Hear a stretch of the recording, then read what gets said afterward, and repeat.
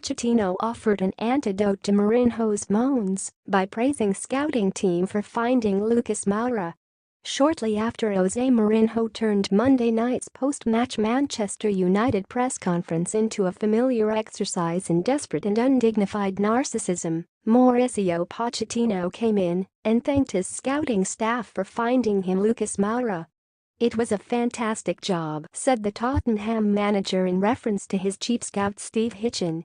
The contrast between Mourinho's reminder of how many Premier League titles he has won, it's 3, if anyone needs a further reminder, and Pochettino's keenness to share the credit for finding him Monday night's match winner was immediately clear.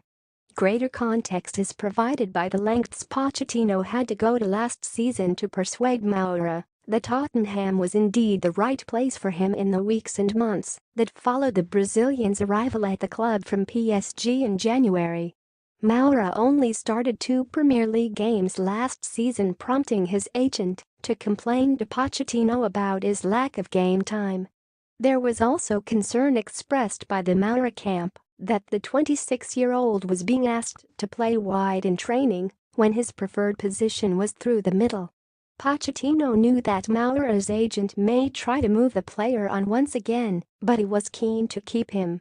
He explained that Moura's time would come once he had adjusted to the pace and physicality of the English game, but would not budge on the matter of where the Brazilian would play.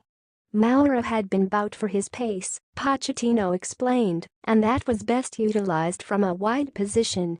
Minutes played, 90 shots, 2 goals, 2 passing accuracy, 56% dribbles, 2 tackles, 1 yellows, 1. Anyone who is at Old Trafford on Monday will have noticed the way Moura terrorized Manchester United's defense with the speed and directness of his running. Moura has started all 3 of Tottenham's Premier League games this season, scoring 3 times already, but this was by far his best performance in a Tottenham shirt.